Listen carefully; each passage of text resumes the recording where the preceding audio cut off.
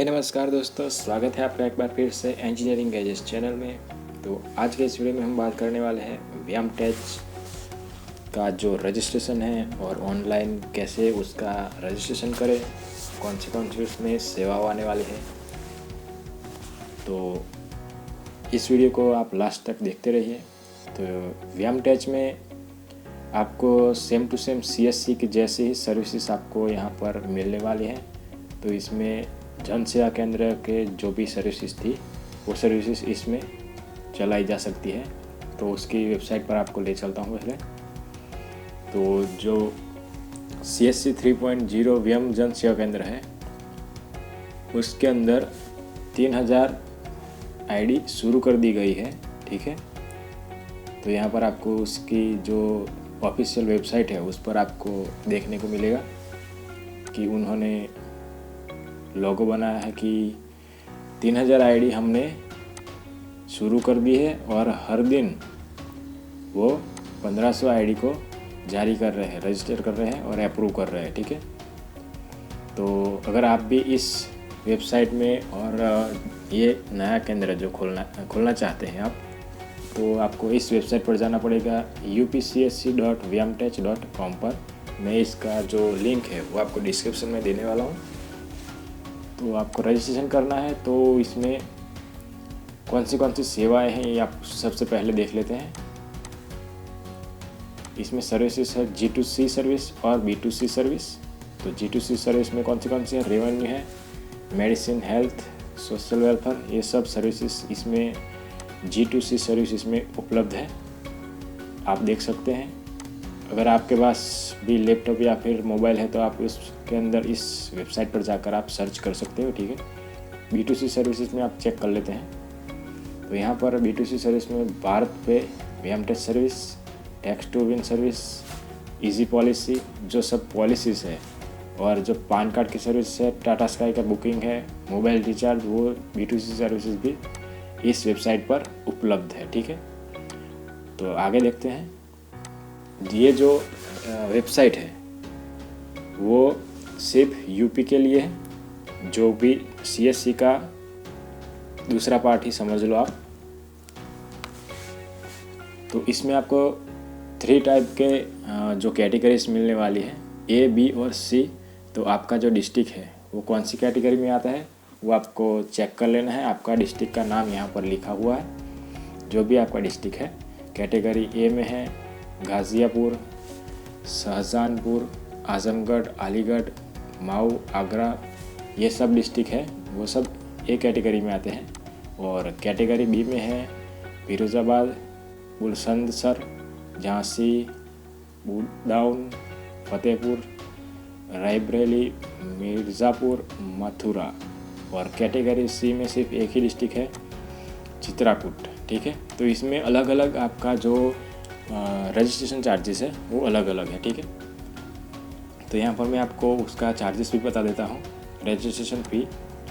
तो यहाँ पर नया रजिस्ट्रेशन करने के लिए जो अर्बन है यानी कि सिटी एरिया है उनमें आपको रजिस्ट्रेशन करना है तो आपका 2000 रुपये चार्जेस लगेगा।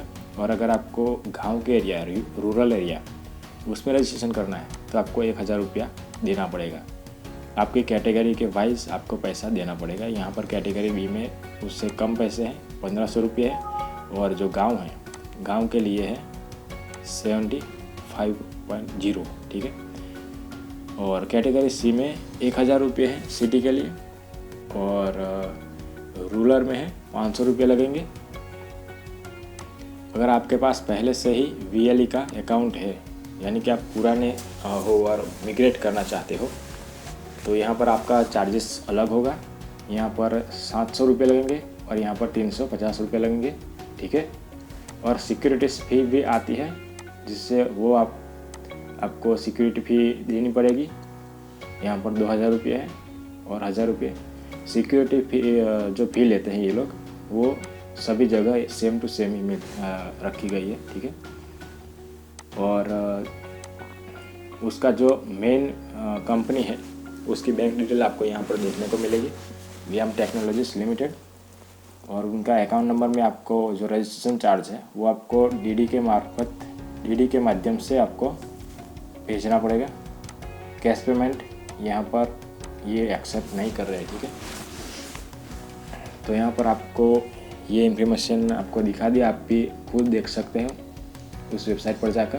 तो यहाँ पर मैं आपको दिखा देता हूँ कि रजिस्ट्रेशन कहाँ से करते हैं। तो VLE रजिस्टर यहाँ पर क्लिक करते हैं, कौन सी जो डिटेल्स है वो यहाँ पर देखते हैं। ये ग्रामीण क्षेत्र के लिए फर्स्ट है जो येलो वाला है, और ये है शहरी ये क्षेत्र के लिए। तो ये है अर्बन के लिए और ये है रूरल के लिए। तो देख लेते हैं।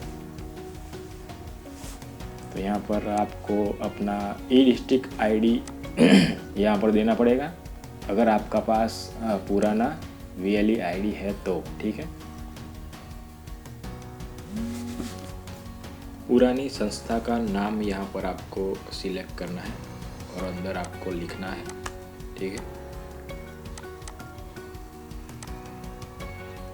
उसके बाद आता है आवेदक का नाम, इंग्लिश में आपको यहाँ पर डालना है, ठीक है, और यहाँ पर आपको हिंदी में डालना है। उसके बाद आता है माता का नाम और पिता का नाम। उसके बाद आता है आपका जेंडर, और उसके बाद जन्म तारीख डाल के अपनी ईमेल ID आपको ज़रूर डालनी है, जिसके अंदर आपका मेल आएगा वहाँ से, ठीक है। यहाँ पर आपका मोबाइल नंबर डालना पड़ता है, और उसके बाद आपका जो आधार कार्ड है वो यहाँ पर आपको डालना पड़ता है। उसके बाद आप विवाहित है या फिर नहीं है तो ये आपको सिलेक्ट करना है यहाँ पर। उसके बाद आप कितना तक शैक्षणिक योग्यता किए हैं वो आपको यहाँ से सिलेक्ट करना है, या फिर आपने दूसरा कोई कंप्यूटर कोर्स किया है वो भी यहाँ पर आपको सिलेक्ट करना पड़ेगा। उसके बाद आपके ज़िले का नाम डालना है, TLC का डालना है। उसके बाद आपका ब्लॉक और जो आपकी पंचायत लगती है गांव की वो ग्राम पंचायत, और उसके बाद गांव का नाम आपको सिलेक्ट कर लेना है। उसके बाद आपका अपना खुद का पता डाल देना है, और उसके बाद आएगा पिन कोड, ठीक है। उतनी डिटेल्स फिलअप करने के बाद आपका जन सेवा केंद्र आपको कहाँ पर खोलना है, या फिर आपका जो पहले से VLE CSC का ओपन किया हुआ है उसका आपको पता डालना पड़ेगा यहाँ पर, ठीक है। तो अगर आपका जो CSC का जो जन सेवा केंद्र है उसका एड्रेस और ये नया जो जन सेवा केंद्र आप ओपन करने वाले हैं वो भी उसी पते पर ओपन करने वाले हो, तो यहाँ पर आपको सिलेक्ट कर लेना है कि स्थायी पता और जन सेवा केंद्र का पता एक ही है। तो यहाँ पर सिलेक्ट करेंगे तो अपने आप ही ये पूरा डेटा फिलअप हो जाएगा, ठीक है। उसके बाद में आपको यहाँ पर एक स्वीकृत करना पड़ेगा कि मैं जो भी मैंने डिटेल्स दी है और जो भी ID दी है मैंने वो सब सही है और उसका मैं स्वीकार करता हूँ। उसके बाद आपको सिलेक्ट करके सबमिट कर देना है। उसके बाद आएगा पेमेंट मेथड आएगा जो आपको पेमेंट भर देना है, ठीक है। यहाँ पर लिखा कि पंजीकरण के लिए न्यूनतम राशि आपका 1000 रुपये का नेट बैंकिंग NEFT या फिर डेबिट कार्ड क्रेडिट कार्ड से आप भुगतान कर सकते हैं, ठीक है। तो ऑनलाइन भी आप भुगतान कर सकते हो या फिर DD के माध्यम से कर सकते हो, ठीक है। तो ये था